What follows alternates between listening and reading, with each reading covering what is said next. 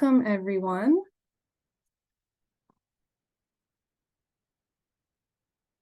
I am going to begin recording. I think it is already recording. Okay.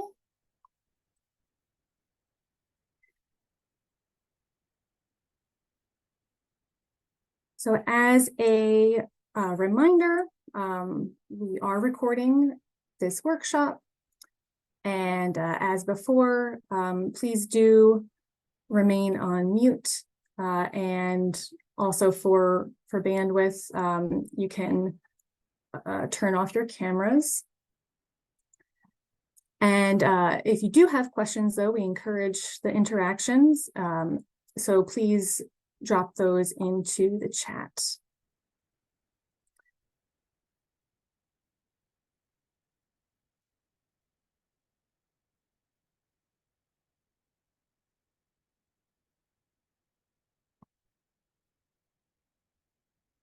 Oops.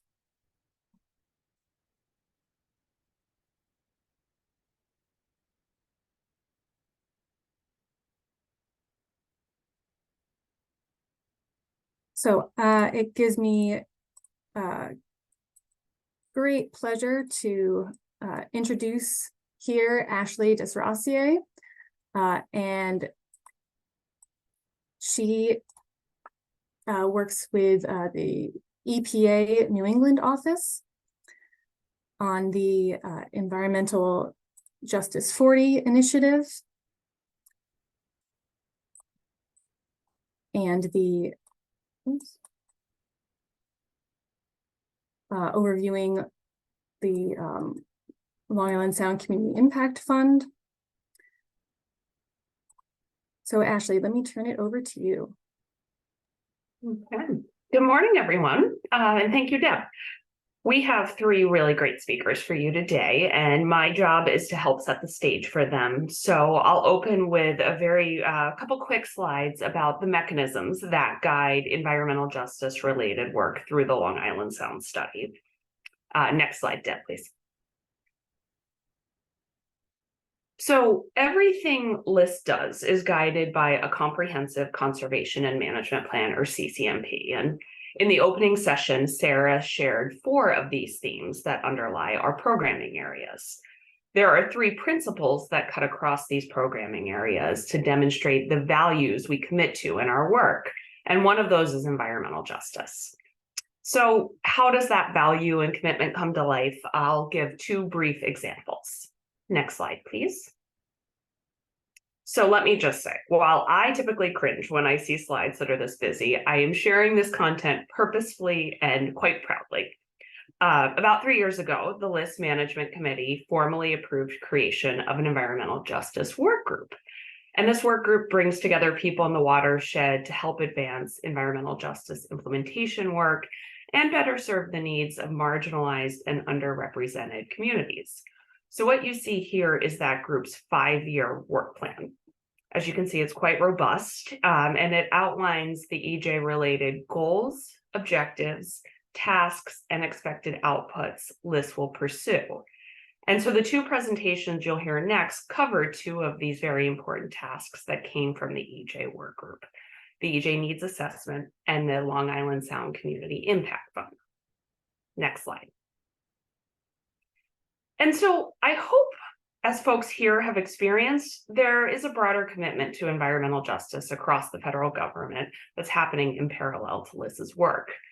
The Justice 40 initiative sets a goal that 40% of the overall benefits of certain federal investments flow to disadvantaged communities that are marginalized, underserved, and overburdened by pollution.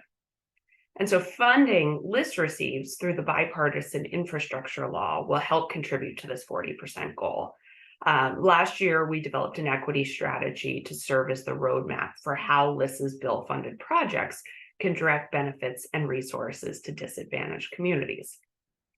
And the work done through the Long Island Sound Community Impact Fund, or LISSGIF for short, which you'll hear about just in a moment, is an example of how LISS is supporting Justice 40 commitments.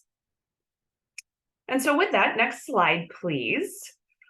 I will be skipping the poll questions in the interest of time. I think we can maybe come back to those in the evaluation and go to the next slide. Thank you. I'd like to turn it over to the team from the research firm Responsive Management that led the EJ Needs Assessment. Our speakers are Maddie Duda and Amanda Center. I'll give you a little bit of a just brief background on each of them. So Maddie is a social science researcher and community engagement practitioner. Her work focuses on the intersection of environmental conservation and social justice, specifically including communities in resource management and allocation decision-making processes. Amanda has been a research associate and project manager with Responsive Management for 10 years, working on a variety of coastal and environmental needs assessments throughout the United States. She has assisted state agencies, federal agencies, and NGOs in their efforts to better understand the needs of the public. So Maddie and Amanda, the floor is yours. Good morning. So my name is Amanda, and as Ashley said, I work for a social science research firm called Responsive Management, and I'm going to be presenting some preliminary information about the Environmental Justice Needs Assessment conducted for the Long Island Sound Study, which I will refer to as LISS from here on to keep us brief. Next slide, please. And I'm going to start with a brief overview of the presentation, and today I'm going to be going over components of the methodology, some preliminary findings from just a few survey questions, which will not include all survey data because the survey is ongoing, and some overall preliminary major findings, and then finally some next steps. Next slide, please. So as I mentioned, I'm going to start with some methodology. Next slide, please. So I do have some slides here that have lots of information on them, so I'm just going to give you an overview of everything. And the aim of this project was to build relationships and connections with LISS partners and community-based groups and leaders, and to find out more about the needs of disadvantaged communities and community groups, and ultimately to use the findings from the project to inform future environmental management programming. And all of this was done in close and constant collaboration with LISS partners to ensure all of the relationship building conducted during this process would last long after this project was complete. Next slide, please. And first, as I mentioned on the last slide, there are a couple different components, and I'm going to start with some methodology of the exploratory phase. And what we did during this component of the work was develop an understanding of the region, definitions and indicators of disadvantaged communities and individuals, insights into previous research and concurrent efforts in the region conducted with disadvantaged communities. And we also began to make some connections with community-based groups through a series of interviews with LISS current contacts. And those were just to begin that work directly with community groups. And here we just show one map that sort of outlines some of the indicators I was talking about, such as poverty levels, food deserts, flood risk, and low life expectancies. Next slide, please. So next, we used a structured interview guide to conduct more than 50 interviews with community-based groups and leaders to begin to find out more about communities and their needs and the needs of community-based groups. And this phase of outreach continued in a sort of snowball fashion as we continued to connect with more and more groups and leaders during the interview process. And as with other portions of the research, this was done collaboratively with the LISS partners and other interested parties, and they were often involved in interviews and available to answer questions about their resources or programming. And all research up to this point was used to create the needs assessment survey. Next slide, please. So the next phase of the research involved beginning community outreach and data collection for the needs assessment survey. And LISS and Responsive Management conducted community listening sessions, which included dinners and financial stipends for participation in communities in Connecticut and New York. And additional listening sessions will be conducted soon. But some of the listening sessions were conducted with community-based partners when a partner was able to participate. And some of the groups we worked with were Save the Sound, Junta for Progressive Action, Environmental Leaders of Color, Dare to Dream Community Outreach, and PT Partners. And when we weren't able to connect with a partner in the community, we worked with churches and other facilities in the area and offered a free shuttle to bring people to and from the session. And in addition to these sessions, we tried to reach communities where they were. be they at libraries, churches, public housing facilities, food distribution events, schools, existing events. And this took place in multiple locations throughout the region, and again, with close collaboration with LISS partners. Next slide, please. So next we have just a short slide about the needs assessment survey methodology. It was conducted in disadvantaged communities throughout New York and Connecticut, web-based and in person. And not just the communities that we conducted in-person outreach in, it was throughout the entire region. And the survey was conducted in person via web. Next slide, please. And next, we're going to go over some of the preliminary findings from the survey. And again, data collection is not complete on the survey, and the final report will include all survey questions and all data collected. So first, we have the percentage of different groups who have used the sound in nearby waterways. And the striped line in the middle here indicates the percentage of overall usage, meaning that 54% of those surveyed have used the sound or nearby waterways. And in either direction, you can see what percentage of each group has used the sound.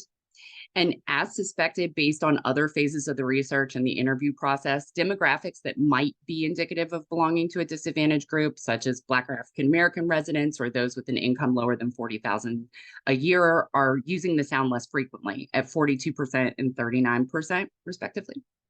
And in contrast, you'll see 73% of white or Caucasian respondents and 71% of those with an income of $80,000 or more have used the sound or other nearby waterways. Next slide, please. And next, we have a graph that shows the top 3 environmental changes people would like to see in their communities so far. And for comparison, we've included both disadvantaged and non-disadvantaged respondents in the graph so that you can see how their answers might differ. And disadvantaged folks would like to see less trash and illegal dumping, better water quality overall, and more natural places. And as you can see, one of the higher rated responses among non-disadvantaged respondents was greater resiliency to climate change, which did not rate as high among disadvantaged respondents. Next slide, please. And next, we asked respondents what changes they'd like to see to allow for fair and equal access to opportunities and resources. And this graph is particularly interesting because you'll see that cleanup creeks, waterways, and natural paths rated high among non-disadvantaged groups, while things like housing, jobs, and food cost rated high with disadvantaged respondents. And based on our earlier interviews and our in-person outreach, this perfectly aligns with what we heard throughout this entire process, which is that oftentimes disadvantaged groups have more pressing everyday issues that may take precedence over environmental concerns. Next slide, please. And so here we ask people what they'd like to use the sound for. And interestingly, responses aligned here with most people just wanting to spend time in nature, walking or exploring or with their family. Next slide, please. And then finally, we asked respondents why they've not used the sound. And the 3 most common answers were that they don't have time or have competing priorities, that they have problems with transportation, and that they don't have access to waterways. Next slide, please. And now I'm going to pass things over to my colleague, Maddie Duda, to discuss some of the overall major findings and some of the next steps. Thanks so much, Amanda.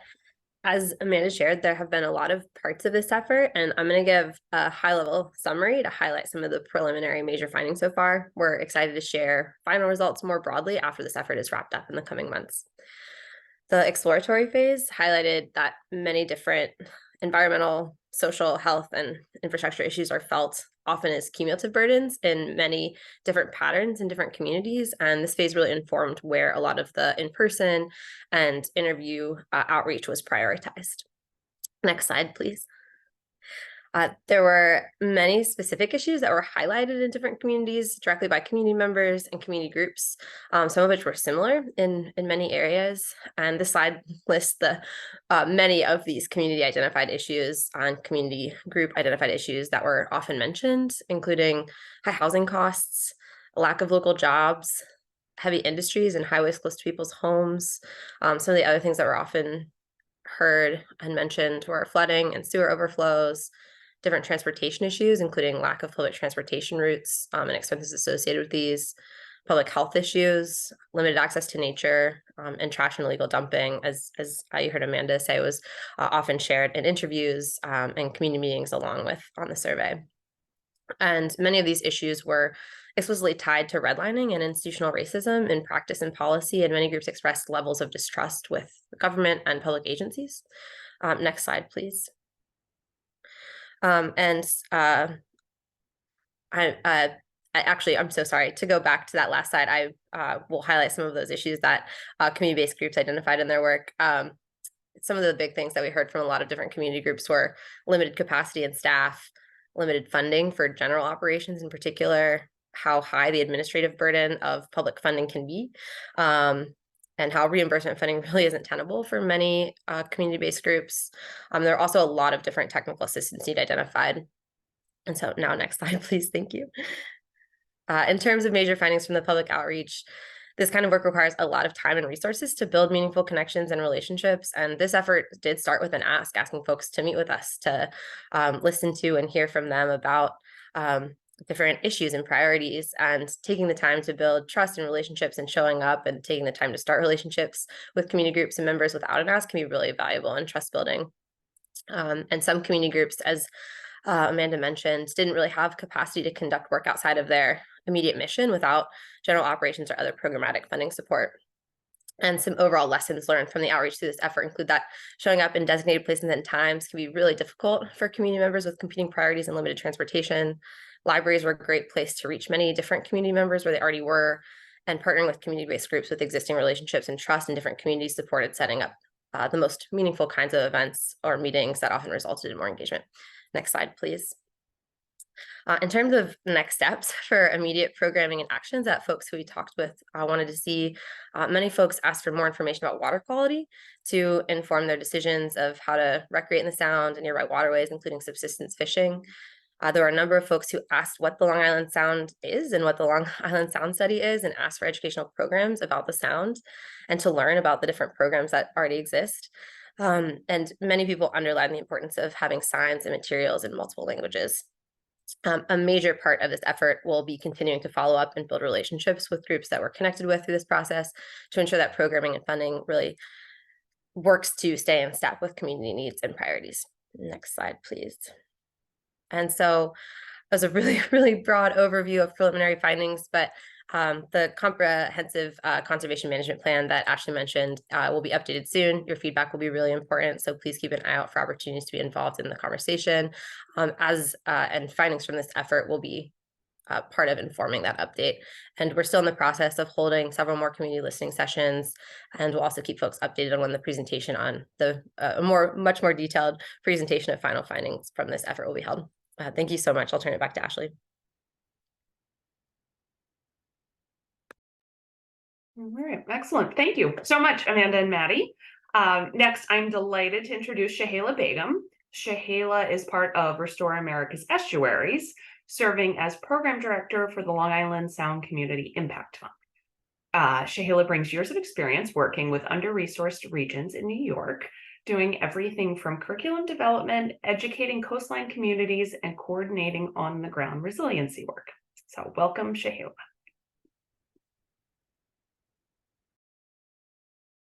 Thank you so much, Ashley. Good morning, everyone. Thank you so much for joining us. I'll be talking about the Long Island Sound Community Impact Fund. My name is Shahela Begum. I'm with Restore America's Estuaries. And so this funding, it differs from a lot of other funding programs because, as Ashley mentioned, this did come out of the bipartisan infrastructure law, and so which designates 40% of federal investments go to disadvantaged communities. So really the target population or applicants for this fund is disadvantaged communities, EJ communities. And so one of the issues that we were hearing with a lot of other grant funding programs is that you would have to designate yourself using the EJ screening tool as identifying you were from an EJ community. With LISS Gift, that was something that you did not have to do because it included all marginalized communities. And oftentimes with the EJ screening tool, it leaves off of a lot of federally unrecognized tribes. So it's more inclusive in the sense that it's all marginalized communities. And also another difference was that there were no match requirements for this fund, which was a major barrier for a lot of organizations. Next slide. So as you can see, there are two parts. The overview is that LISS we have 1.5 million in funding for this first round, and funds can typically be from anywhere between 5 to 100,000. We also will be holding an annual learning exchange among organizations, institutions every year in the region, and then stipends to attend those types of trainings and programs. And so the main goals for LISS is not only to provide financial assistance, but also investment in training programs and grants, prepare local organizations to apply for grant funding, and then strengthen and diversify connections within the Long Island Sound region. Next slide. There was a lot of thought that went into the timeline for LISS. And so another thing that we were hearing as a barrier from a lot of organizations and folks is that when RFA or RFPs usually come out, there's only about 4 to 6 weeks to apply. So the timing is very limited. And if you're an organization that doesn't have a lot of capacity, you would need more time to do this. And so with that in mind, we released the RFA on September 27th, which gave organizations more than 2 months to kind of apply and get ready for that letter of interest that was due in December 1st. And then from that point, you would be submitting your full proposal by invitation by March 15th.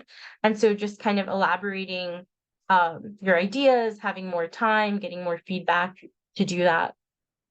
Next slide.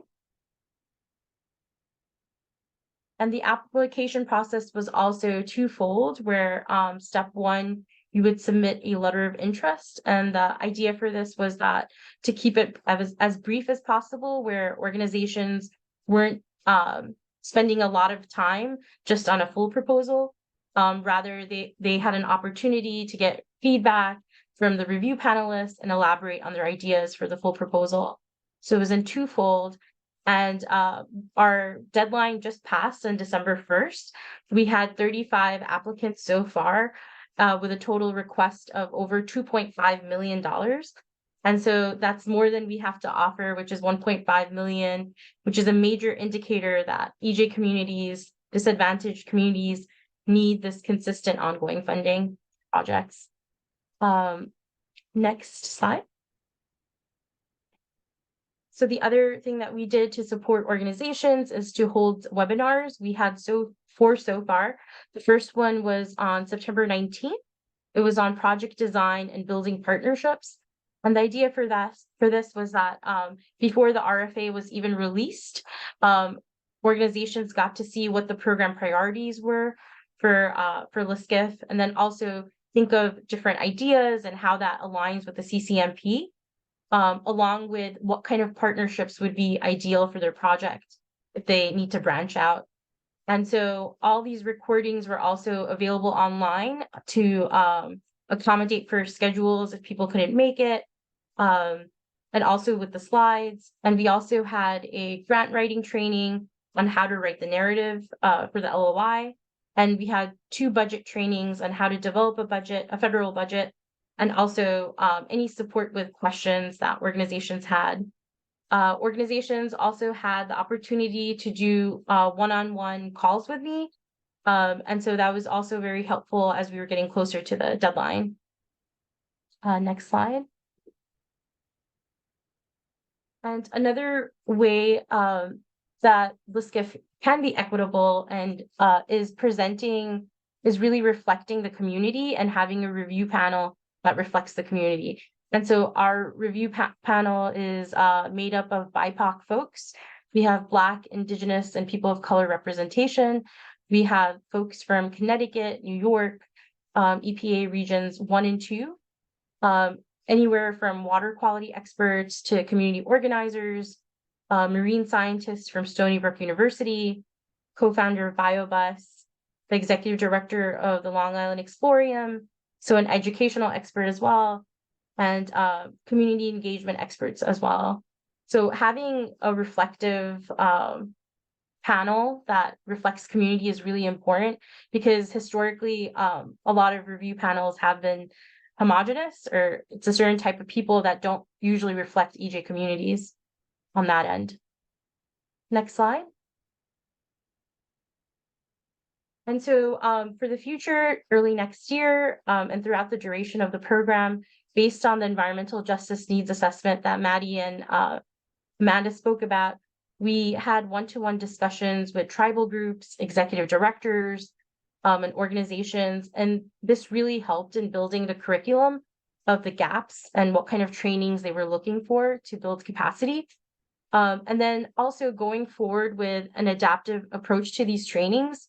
So currently we have about 17 trainings planned out, but really being able to change, filling those gaps as we kind of go along. And sorry, something popped up. Okay. And all proposed trainings are at no cost to participants. And so this is to remove the barrier of not having a training budget for your organization.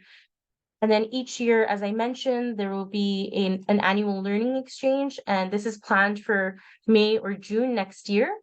And this will give organizations, tribal groups, just the region, an opportunity to meet in person, look at presentations, have discussions, workshop, and really build that networking that's needed.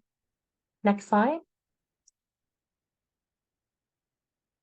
And so, as I mentioned, we had the project design and building partners, a webinar.